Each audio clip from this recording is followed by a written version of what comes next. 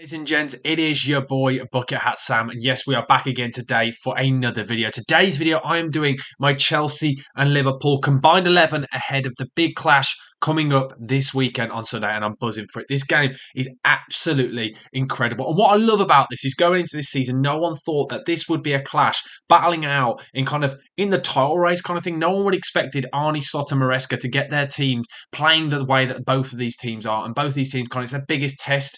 Really, I know Maresca's side playing against Manchester City on the first day, but I think that was too early to decide of how good this team was. So not only am I doing my combined 11, I'm also going to give you my pre-match thoughts and give you my prediction for the score in the game. Right, we'll start off though, the goalkeepers wise, we're taking into account injuries and suspensions and things like that as well in this game. So we're going to start off in goal. It is either Robert Sanchez or Kelleher. Now Kelleher, I don't mind as a second choice keeper, but I do think Sanchez is a better goalkeeper. I think Sanchez has probably been one of the most improved players in this Maresca team. I think he's been really good this season. I know he's had moments where he lets himself down. He's prone to a mistake every now and then, but overall I think he's pretty safe hands. So I'm going to go with Robert Sanchez in goal over Kelleher. Then onto the right back situation. Now it's right back I think is a really difficult one in the sense of no one can ever compete with Trent. It's a guarantee. It's got to be Trent at right back. In my opinion, the best right back on the planet. If it's him or Carvajal, and I personally prefer Trent. I think he brings more to the table. I think the narrative where people like to talk about him being defensively weak, I think is just a bit of a lazy kind of narrative now that's been pushed for too long. Maybe 4 or 5 years ago, but not anymore. The guy is an absolute joke. And I think he's probably one of the most complete footballers in the Premier League. Like, he's an absolute joke. He's ridiculous. But don't get me wrong, I think Gusto is a good right back. I think Gusto is an improvement. I think he's really improved compared to last season. I thought he was probably one of the consistent players last season for Chelsea. When he first came in, he was young. He's a bit erratic, but I think he's kind of really honed in his game. I do actually really like him. I think he's been pretty decent this season. But I am going to go for Trent Alexander-Arnold at right back. Then to the centre back partnership. Now it's a really difficult one because Liverpool's defensive record this season is absolutely insane. It is absolutely ridiculous. I'll get it up whilst we're talking about the defenders, really. But we're talking about Virgil van Dijk and Konate. These two are absolutely colossal. The two of them have been marauded centre backs this season. They've been some of the best, if not the best, two players defensively in the league. They've only conceded 2 goals, which is absolutely insane. They've scored 13, conceded 2, and it's down to them two. I know Konate made a mistake against Wolves, but really didn't cost them in the end. They still got the win, and throughout the season, they've both been an absolute joke. And Konate was one that I never really could decide if he was going to step up, but he really has stepped up. And right now, him and Van Dijk are absolutely insane. The two of them are absolute monsters. I love them. And what I really like about them is how you never really ever see them go to ground. They just read the game beautifully and they kind of manipulate attackers and things. It's just really nice to watch. Really good defenders. They make defending quite actually look really easily, which is I think is a really weird one. Okay, then in the defence that we could choose from for Chelsea, I just feel like it's an unfair battle here. Colwill and Fofana. Fofana though, there's reports that he might be out. It's not entirely sure yet, but for me, Colwill or Fofana, two that have been really good this season. Don't get me wrong, but they're just not on Konate's and Van Dijk's level. Maybe in years to come. Colwill is a player I really like, left-footed centre back as well, which is just incredible. I think it just looks and really works well. Don't you know what I mean? It's something weird about a left-footed player, especially at the back. But yeah, Van Dijk and Konate, it's a no-brainer. Then on to left back decision. Cucurella is out and suspended for this game, so Colwill will probably play left back for Chelsea most likely. But I do think it'll be Andy. I think it's got to be Andy Robertson. Andy Robertson is an absolutely brilliant player, and consistently now for years and years and years. And what I think is why he's kind of underrated in my mind is because everyone just talks about Trent. He doesn't really seem to ever be spoken about because don't get me wrong, he's not on Trent's level, but he's been in and around his level now for years. I know Trent's kind of progressed in these last two, but Andy Robertson is still a world class left back. So I really like him. I think it's a no brainer in the left back position. Cucurella has been very, very good recently in recency. Probably the second half of last season and this season has been really good, really incredible, but he's just not on Andy Robertson's level, and he's suspended for this game anyway. So now onto the midfield three. Now the midfield three, I think, is probably the positions where there's probably most discussion that could be had. So you've got McAllister, Gravenberch, Palmer, Szoboszlai, Caicedo, Enzo Fernandez. There's some really good players here, but one I want to go straight in and say the battle between is Caicedo and Gravenberch. Now Caicedo for me is absolutely incredible. I think he's been really good, and he's arguably Chelsea's best midfielder in the sense of no. Now ignore Palmer for a second because Palmer's a weird one. He's kind of got a free role, but in actual midfield, I think Caicedo's been really, really decent now for about I'd say probably from about January onwards last season, because it got really lazy again. And everyone spoke about Caicedo not being good enough when arguably he was probably one of their, if not their best player last season. And I really like the way he marshals and kind of takes the ball deep, moves the ball on, kind of brings players like Cole Palmer into it. So I really like him as a player. I think he's really good and he's integral to everything good about Chelsea this season. Kind of really keeps them ticking. It's really nice watching him play. Very decent footballer. I really like him. So it's a difficult one because then you've got Gravenberch as well. Because Gravenberch, going into this season, no one expected him to be able to play in the six the way he has done because Endo was sold and everyone was like, well, who's going to be playing in the holding midfield role? We need a number six, is what all the Liverpool fans were saying. Gravenberch has come in and been absolutely immense. He's been an absolute joke. He's incredible. The guy is an absolute monster in there, and I really like him. And he kind of does everything that everyone kind of needed and said that that Liverpool needed. He's kind of just filled that void like nothing ever happened. So it's a really difficult one for me between the two of them because they both really play as kind of sixes but slightly in different roles because Caicedo finds himself a bit more isolated, whereas Gravenberch sometimes quite often will have McAllister in the pivot alongside him and kind of helping him out. So I'm personally going to go for Gravenberch just purely because he kind of surprised me. That's one player, and that's why I'm putting him in because he's been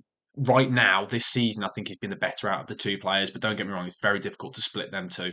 Then your choices. Then you've got in the kind of the box to box more so role is you McAllister or Enzo Fernandez. Personally, I'm not a fan of Enzo Fernandez. I think he's very overrated. I'm not sure he's good enough really to be playing at this higher level in the Premier League. Just doesn't suit the system. Whereas McAllister, I think McAllister is just a Rolls Royce of a midfielder. Can play in the six, can play in the eight, can play in the 10, can play in a pivot. He's just perfect. That's what I love about him.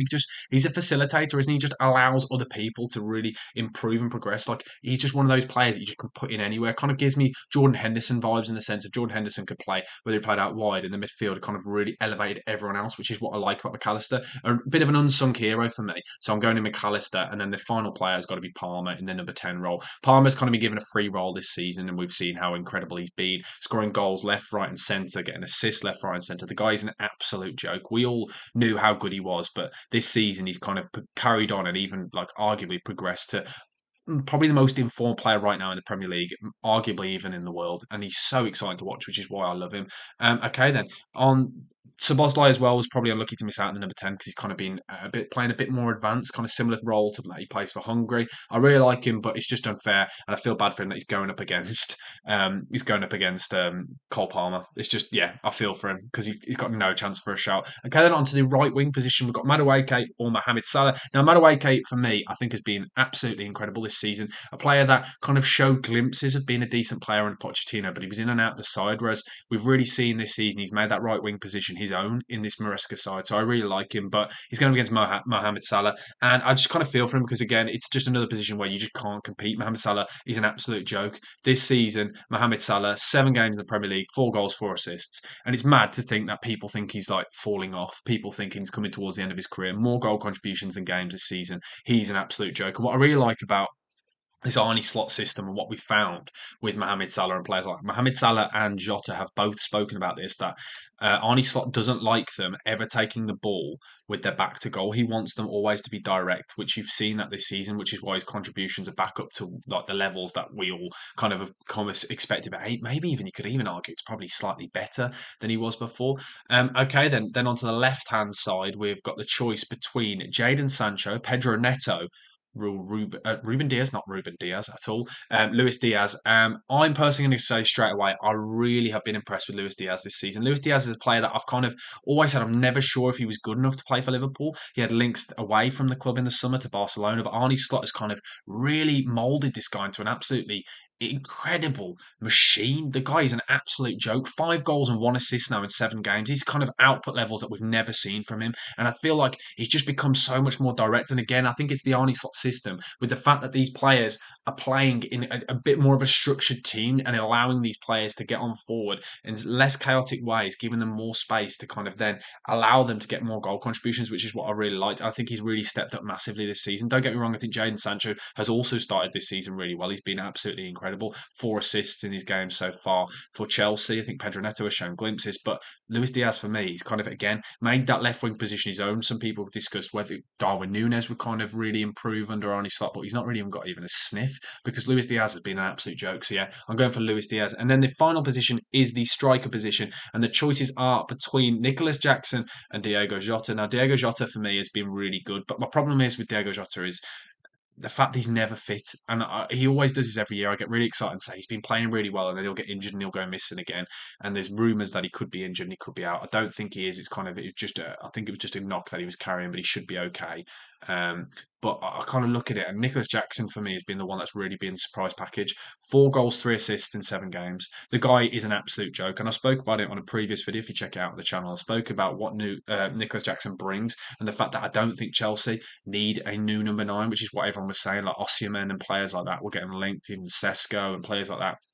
Nicholas Jackson is the answer to their problems. Nicholas Jackson is absolutely incredible, and I think he's really, really showing that he's kind of like really finding his craft and really becoming less irrational and less erratic and kind of really a bit more calm. But this is because he's still very young. He's only 23 years old. Like this guy needs to give. We need to all give him time. He got a lot of stick last season, but I don't think it was helped that he played in a Chelsea side, which were getting a lot of media attention, and that's why this season we've seen kind of the pressure's off, and he's just flourishing. Him and Cole Palmer have got a kind of working relationship, which is just absolutely incredible to watch, especially as a neutral. They're brilliant to watch this season, Chelsea, and those two are kind of my favourite 2 players. So Diogo Jota, I think if he could kind of be fit for a full season, and then I could really decide what I make of him, but he's just not fit enough. That's the problem for me with Diogo Jota. He kind of always kind of just frustrating. I want a little bit more from him because you know there's a player in there, but you just don't see it enough to kind of put him in. Yes, he started this season quite well, but you're waiting for him to get that injury and then not to see him again for a while. So yeah, that is my combined 11. So this is my combined Chelsea and Liverpool 11. In goal, we've got Robert Sanchez, right back Trent Alexander-Arnold, centre backs of Kanate and Virgil van Dijk, left back Andy Robertson, a midfield 3 of Gravenbach, McAllister and Cole Palmer. On the right, we've got Mohamed Salah. On the left, we've got Luis Diaz, and up top, Nicholas Jackson. So please let me know your thoughts down in the comments on that combined 11. I really appreciate you guys for watching. Thank you. And hopefully you guys have enjoyed this. Please, as I said, let me know your thoughts. I reply to every single comment. Don't you worry about that. Remember to subscribe. And my prediction going into this game, I think Liverpool will win this. I'm going for a Liverpool 2-1 win. I think it's going to be an intriguing game. And I'm intrigued to see how both sides face up and kind of how they go at the other side, because I spoke about this already. This is kind of the first real test for both teams, like a proper test. So we're going to really kind of work out and be able to see how both sides are going to do going forward. But thank you guys for watching. As I said, I will see you tomorrow for another video. Thank you. Goodbye.